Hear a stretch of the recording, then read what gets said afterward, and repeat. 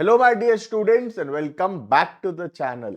आज के क्लास में हम कंटिन्यू करेंगे अपना subject business organisation and management, जिसके अंदर हम ऑलरेडी पिछले क्लास के अंदर पढ़े थे डिफरेंट टाइप्स ऑफ डिसीजंस। आज हम पढ़ेंगे डिसीजन मेकिंग मॉडल्स, मतलब डिसीजन लेते समय क्या क्या चीजों को कंसिडर करना जरूरी है और कौन से बेसिस पे एक डिसीजंस लिया जाता है।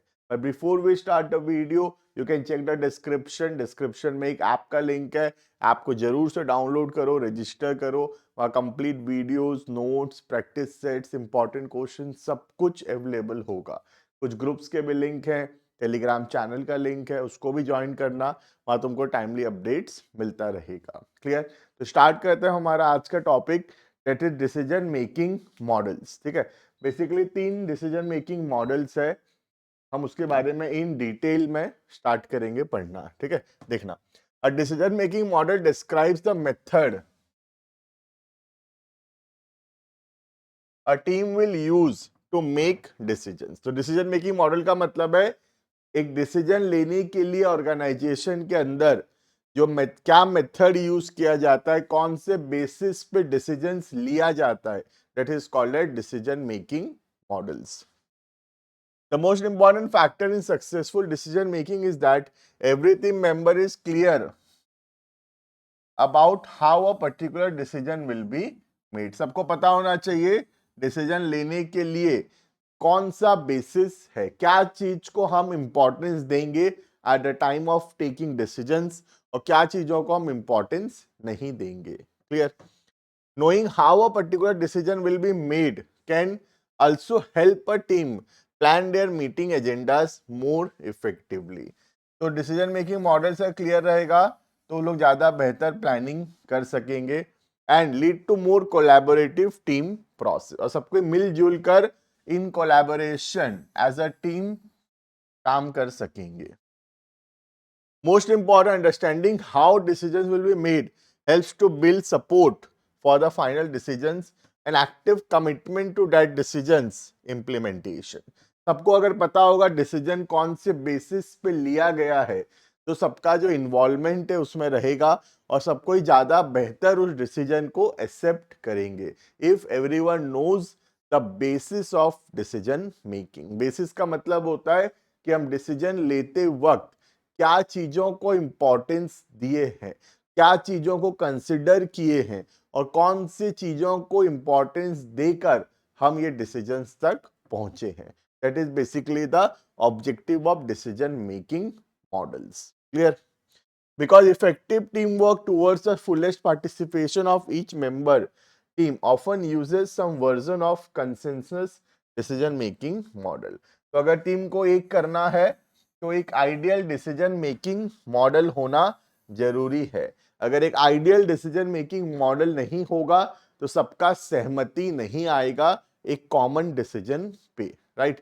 तो हर ऑर्गेनाइजेशन को एक particular decision making model implement करना पड़ेगा in order to take decisions, वरना क्या होगा, सब अपने अपने हिसाब से डिसीजंस लेंगे और डिसीजन कोई भी बेसिस नहीं होगा। और जब सब अपने अपने हिसाब से डिसीजंस लेंगे तो जो डिसीजंस होगा वो अलग अलग होगा हर एक इंडिविजुअल का।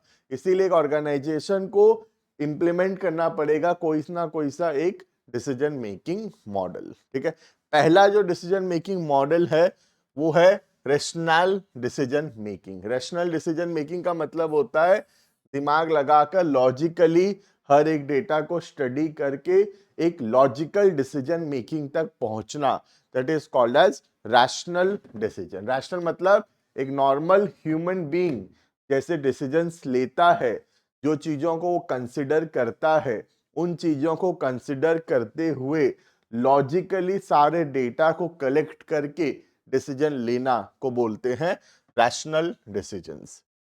देखना, rationality means ability to employ a systematic, logical and thorough approach in decision making. According to Gross, there are 3 dimensions of rationality: the extent to which given action satisfy human interest, किन चीजों में हमारे employees का, हमारे investors का फायदा है, दूसरा फिजिबिलिटी, क्या ये चीज को कर पाना पॉसिबल है, और तीसरा कंसिस्टेंसी, क्या हमेशा हम ये चीज कर सकेंगे। जब ये तीनों चीजों को हम कंसिडर करके डिसीजंस लेंगे, that decisions will be called as rational decisions. In his own words, if appropriate means are used to reach desired ends, means का मतलब होता है रास्ता, और ends का मतलब होता है अल्टीमेट गोल्स। ठीक है, एंड का मतलब है ultimate goals. The decision is said to be rational. Of course, this is the result of the application of reasoning, logical reasoning, intelligence, good sense and judgment. जब ये सबको implement करके हम decisions लेते हैं, ऐसे decisions को बोला जाता है rational decisions, right? In other words, reasoning is the proper choice of the means to the proper goals. तो बेसिकली सही रास्ता सिलेक्ट करना, that is called as correct means. According to the ends means approach, decision is rational if it leads to the achievement of desired objective. However, this approach suffers from several limitations. क्या limitations है आगे हम पढ़ेंगे। ठीक है, देखना पहला, the ends to be attained are not always stated correctly and completely. कई बार ऐसा होता है कि क्या गोल्स है हमारा, ये ही क्लियर नहीं होता है। तो जब गोल्स ही क्लियर नहीं है तो फिर डिसीजन लेना बहुत डिफिकल्ट हो सकता है in rational decision making process. ठीक है, second, in real life means can not be separated. Means मतलब ways of achieving the goals. ठीक है, and third, the means ends approach overlooks the role of time factor. Time factor को consider नहीं करता। हो सकता है कि कोई काम को करने का सही तरीका यही है, बट उसमें बहुत ज्यादा टाइम लगे, तो हो सकता है रियल लाइफ के अंदर वो चीज इंप्लीमेंट करना बहुत डिफिकल्ट होगा।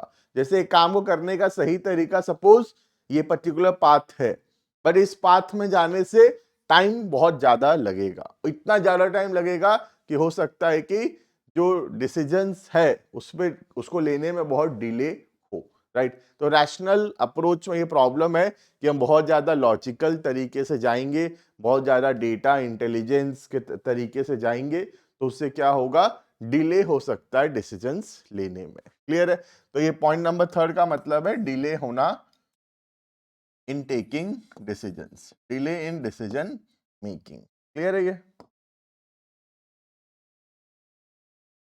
Next, manager differ in the decision making behaviour. Experts have developed two alternative models. दो मॉडल्स है रैशनल के अंदर भी। पहला हो गया इकोनॉमिक मैन मॉडल और दूसरा हो गया एडमिनिस्ट्रेटिव मैन मॉडल। ये किसके ऊपर डिपेंडेंट है? ह्यूमन बिहेवियर के ऊपर। जो हमारे डिसीजन मेकर है, जो हमारा मैनेजर है, वो अलग अलग टाइप के हो सकते हैं और उस हिसाब से दो टाइप का बिहेवियर हो सकता है। एक हो सकता है इकोनॉमिक मैन मॉडल और दूसरा होता है एडमिनिस्ट्रेटिव मैन मॉडल। ये किसके अंदर चल रहा है? ये चल रहा है रैशनल डिसीजन मेकिंग के अंदर, राइट। नेक्स्ट देखना, इन दोनों को हम डिटेल में देखेंगे। सबसे पहला इकोनॉमिक मैन मॉडल। ये कैसे होते हैं देखना, ये वाले मैनेजर्स कैसे होते हैं। Adam Smith and other classical economics suggested that managers are always rational and choose the alternative which provides maximum gain. तो एक पर्सन वही सिलेक्ट करेगा जिसमें मैक्सिमम फायदा होगा। Therefore, the classical theory of economics is based on the goals of profit maximization. इसीलिए ये managers का गोल क्या रहता है? इनका गोल रहता है हमेशा प्रॉफिट को मैक्सिमाइज करना। A rational decision maker has a clear idea of the problem to be solved and is fully objective and logical in his approach. उसको आइडिया है पूरा क्या प्रॉब्लम है और वो पूरा लॉजिकली जो है सब कुछ चीजों को स्टडी करके डिसीजंस लेता है, right. This model is based on the following assumption. इस मॉडल पे कुछ एजम्पशंस हैं, जैसे कि पहला, the decision maker has a clear and well defined goal. जो मैनेजर है उसका गोल्स क्लियर है पूरा, that is trying to maximise. Second, he is fully objective, वो पूरा लॉजिकल आदमी है, रैशनल आदमी है और उसको इमोशन से कोई भी फर्क नहीं पड़ता। क्योंकि अगर इमोशन से फर्क पड़ेगा तो हो सकता है उसका डिसीजन रैशनल ना हो। कई बार होता है ना, इमोशनल होके कुछ ऐसे डिसीजंस ले लेते हैं जो कि अगर हम इमोशनल नहीं होते तो हो सकता है वो डिसीजंस नहीं लेते। तो कई बार इमोशंस के चक्कर में हमारा रैशनैलिटी, हमारा जो दिमाग है वो पीछे रह जाता है और हमारा इमोशंस जो है उसको ओवरलुक कर देता है और इमोशंस के चक्कर पे हम डिसीजंस ले लेते हैं। तो इकोनॉमिक मैन मॉडल के अंदर जो मैनेजर है वो इन्फ्लुएंस नहीं होता इमोशन से। Second, third, the decision maker can identify the problems clearly. Clearly problems को आइडेंटिफाई कर सकता है, वो सारा अल्टरनेटिव ऑप्शंस जानता है, सब चीज को एनालाइज कर सकता है और जो बेस्ट अल्टरनेटिव ऑप्शंस है उसको वो सिलेक्ट कर सकता है। ठीक है, next, the decision maker can rank all consequences. जो भी होगा फ्यूचर में कॉन्सिक्वेंसेस डिफरेंट अल्टरनेटिव से, वो उनको रैंक कर सकता है और जो बेस्ट है उसको वो सिलेक्ट कर सकता है। ठीक है, he has the full freedom to choose the alternative that best optimizes the decision। तो ये एक तुम देखोगे अगर ध्यान से तो बहुत सारा एजम्पशंस के ऊपर है कि मैनेजर ऐसा है, मैनेजर वैसा है, बहुत लॉजिकल है, बहुत इंटेलिजेंट है, सब जानता है, सारे प्रॉब्लम को सॉल्व कर सकता है, सारा अल्टरनेटिव ऑप्शंस जानता है। बट रियल लाइफ के अंदर क्या तुमको लगता है कि ऐसा मैनेजर खोज पाना पॉसिबल है? इसीलिए इकोनॉमिक मैन मॉडल एक थियोरिटिकल कॉन्सेप्ट बन के रह गया है, बिकॉज ये इसमें बहुत सारे ऐसे एजम्पशंस पे बेस्ड है ये, जो कि हो सकता है कि रियल लाइफ के अंदर ऐसे मैनेजर्स होते ही नहीं हैं, ऐसे मैनेजर्स मिलते ही नहीं हैं। तो फिर इकोनॉमिक मैन मॉडल जो है वो रियल लाइफ पे इम्प्लीमेंट नहीं हो पाता है, क्योंकि मैनेजर्स का बिहेवियर हो सकता है रियल लाइफ में वैसा ना हो। इसीलिए इसके बाद दूसरा थ्योरी आया था जिसका नाम था एडमिनिस्ट्रेटिव मैन मॉडल। ठीक है, पढ़ेंगे आगे, इसको देखना, इसको कंप्लीट करते हैं। Economic man model is prescriptive, it only prescribes how a person should make decision. तो ये एक थियोरेटिकल कॉन्सेप्ट है जो सिर्फ बताता है डिसीजंस कैसे लेना चाहिए। ठीक है, इन real life people do not behave. हो सकता है रियल लाइफ में ऐसा बिहेवियर ना हो लोगों का, इतना ज्यादा रैशनल हो सकता है रियल लाइफ में ह्यूमन बींग्स होते ही नहीं है। ह्यूमन बींग्स तो इमोशनल होते हैं बहुत ज्यादा, बहुत सारे डिसीजन हम अपने लाइफ में इमोशनल होकर ले लेते हैं। तो रियल लाइफ के अंदर ऐसा रैशनल ह्यूमन बींग खोजना ये आसान नहीं है। ठीक है, Therefore, the economic man model is not prescriptive of actual decision making behavior। इसलिए ये एक्चुअल डिसीजन के लिए नहीं बना है, क्योंकि ऐसे ह्यूमन बींग्स होते ही नहीं है, मिलते ही नहीं है। तो ये बस एक थ्योरेटिकल कॉन्सेप्ट बन के रह गया है। ठीक है, perfect rationality is only a norm which can rarely be attained. Perfect rationality rare है और रियल लाइफ में ये ऑप्शन हो सकता है कि पॉसिबल ही ना हो अटेन करना। Several practical problems come in the way of total rational decision making. In other words, rationality is bounded by several limitations। तो इसीलिए rationality जो है ये एक theoretical concept है, इतना ज्यादा rational human being खोज पाना ये impossible है। इसीलिए इकोनॉमिक मैन मॉडल जो है ये एक theoretical concept है, रियल लाइफ के अंदर इसका इम्प्लीमेंटेशन नहीं हो पाएगा, क्योंकि ऐसा रैशनल ह्यूमन बीइंग खोजना इम्पॉसिबल है। Clear? Next, administrative man model. ये लोग थोड़ा प्रैक्टिकलिटी में आए हैं। ठीक है, देखना, professor Herbert Simon, a well defined economist and Nobel laureate, suggested the principle of bounded rationality to explain the decision making behavior real life। His model of administrative man is a descriptive model of decision making behavior। This model recognizes the fact that due to several constraints, managers are unable to make perfect rational decision। तो administrative model बोलता है कि perfect rational decision लेना possible नहीं है, बहुत सारा limitation है रियल लाइफ के अंदर, और 100% परफेक्ट रैशनल डिसीजन लेना that is impossible. Right? In real life, managers take satisfactory or reasonable good decision rather than ideal decision। तो satisfactory decisions लेते हैं जो कि एक सिचुएशन के हिसाब से ठीक है, बट ऐसे परफेक्ट आइडियल रैशनल डिसीजन लेना ये पॉसिबल नहीं है। ठीक है। Therefore Simmons model is well defined as satisfying model of decision making. तो अगर मैं बोलूं रेशनैलिटी के अंदर इकोनॉमिक मैन मॉडल एक थ्योरेटिकल कॉन्सेप्ट है जो कि रियल लाइफ पे नहीं लगेगा, जो लगेगा वो है एडमिनिस्ट्रेटिव मैन मॉडल, जो मानता है कि परफेक्ट रैशनल डिसीजन पॉसिबल नहीं है। हाँ, हम अच्छा डिसीजन लेंगे, रीजनेबल डिसीजन लेंगे, बट सबसे आइडियल बेस्ट डिसीजन लेंगे, रैशनल डिसीजन लेंगे, this is not possible. Clear है?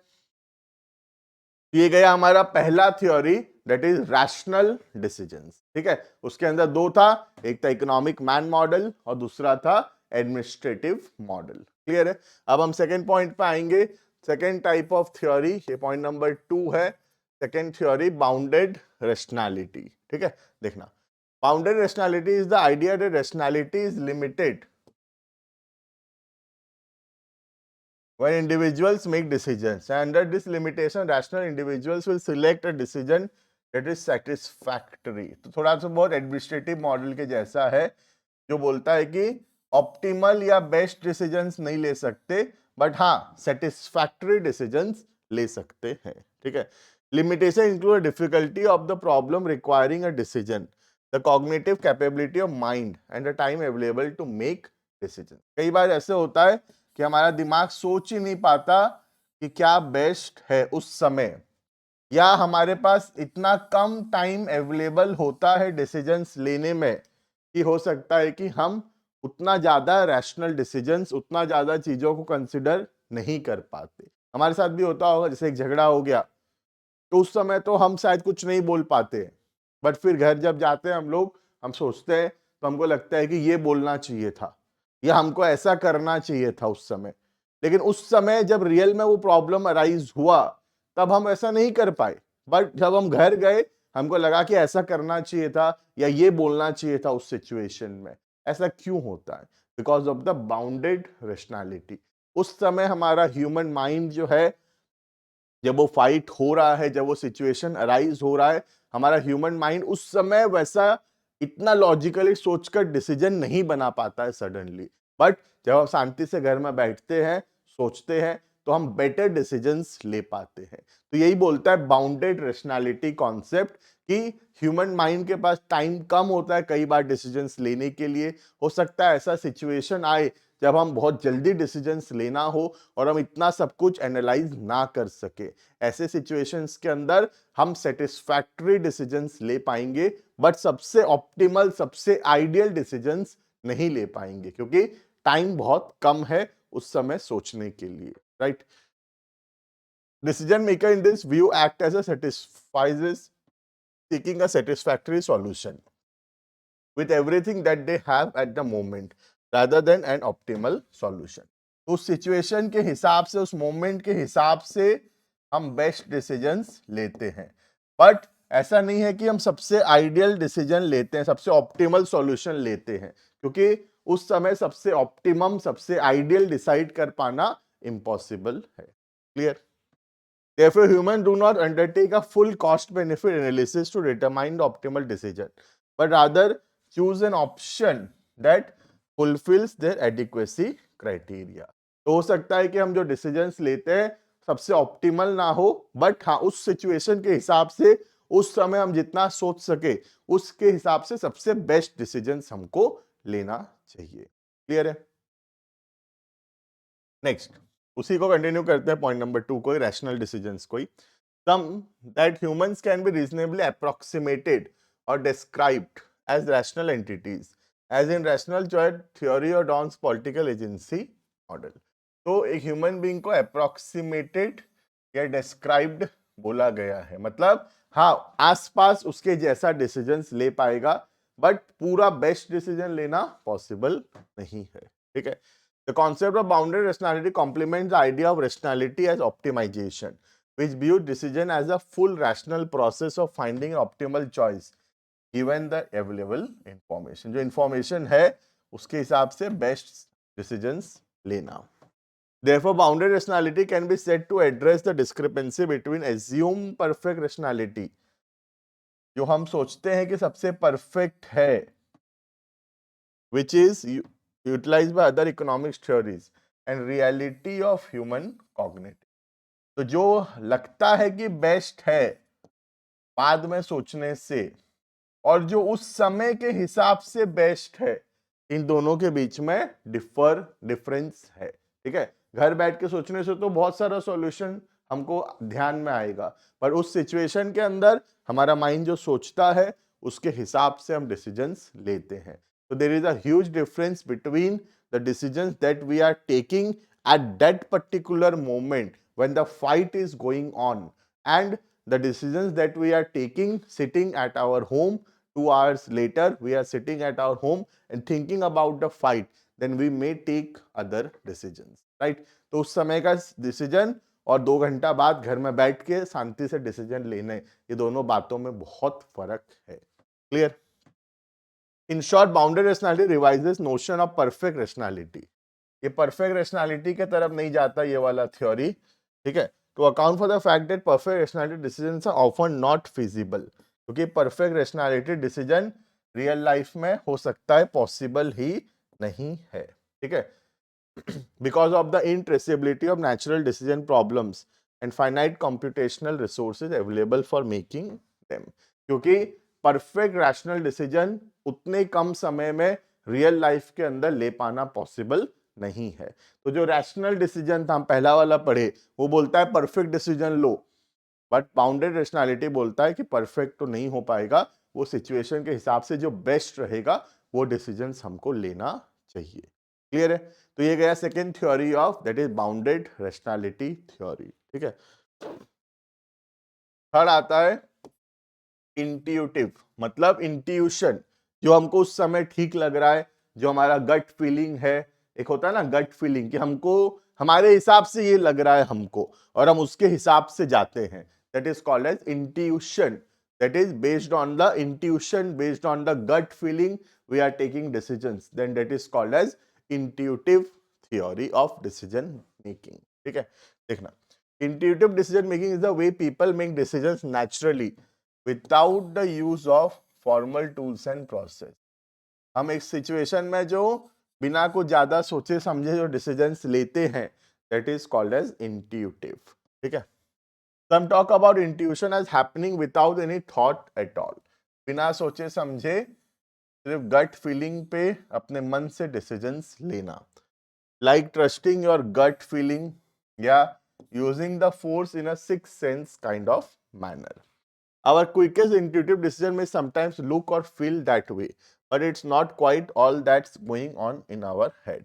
तो इंट्यूटिव बहुत क्विकेस्ट डिसीजन होता है, कोई भी एक चीज हुआ उस पर जो हमारा फर्स्ट रिएक्शन होता है, that is our intuitive decision making. ठीक है, बाद में लेकिन अगर हम सोचेंगे तो हो सकता है हमको डिसीजन गलत भी लगे, बट उस समय हमारा गट फीलिंग के हिसाब से उस समय हमको जो बेस्ट लगा, जो हम एक बार में जो सोचे उसके हिसाब से जो हम एक्शन लिए, that is intuition. Clear? Getting a deeper understanding of intuitive decision making essential to devise ways to improve it. First, many person and professional decision need to be made relatively quickly. कई सारे decision जल्दी लेना पड़ता है, हम उतना ज्यादा time नहीं लगा सकते सोचने के लिए, तो इसीलिए उस सिचुएशंस में इंट्यूटिव काम आएगा। Formal decision analysis methods far exceed the resource and time constraint, क्योंकि फॉर्मल मेथड में जैसे रेशनैलिटी या बाउंडेड रेशनैलिटी में बहुत टाइम लगेगा, बहुत रिसोर्सेज लगेगा, हो सकता है कई बार उतने रिसोर्सेज उतना टाइम हमारे पास ना हो, तो हमारा इंट्यूटिव डिसीजन मेकिंग भी बहुत अच्छा होना जरूरी है। Clear? Secondly, even without deep analysis suitable, it builds and elaborates on human intuition based process. ये मॉडल ह्यूमन इंट्यूशन के ऊपर है। Ignoring the human element can set back the entire enterprise. Fortunately, considerable research has been devoted to understanding intuitive decision making. बहुत सारा research हुआ है intuition को समझने के लिए। The result provide important clues for training and development. Jenny Phillips, Gary Klein, ये नाम याद रखने का जरूरत नहीं, explain ways we can improve intuition decision making in their paper, expertise in judgement and decision making. तो बहुत सारा थ्योरीज है जो बताता है कि कैसे हम अपने इंट्यूटिव डिसीजन मेकिंग को अच्छा कर सकते हैं। मेरे हिसाब से सबसे बेस्ट जो है, ज़्यादा से ज़्यादा जब हम रीड करते हैं न्यूज़पेपर न्यूज़, और हम ऐसे शोज देखते हैं, ऐसे चैनल्स देखते हैं जो हमको बहुत सारा इंफॉर्मेशन प्रोवाइड करता है। तो इससे हमारा इंट्यूशन बहुत स्ट्रांग होता है और जब सडन डिसीजन मेकिंग का टाइम आता है तो हम बेटर डिसीजंस ले पाते हैं क्योंकि हम ऑलरेडी बहुत ज़्यादा इन्फॉर्म्ड हैं।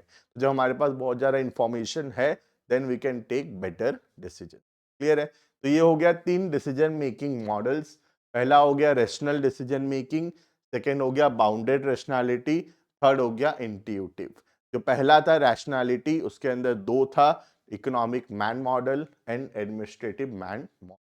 क्लियर है?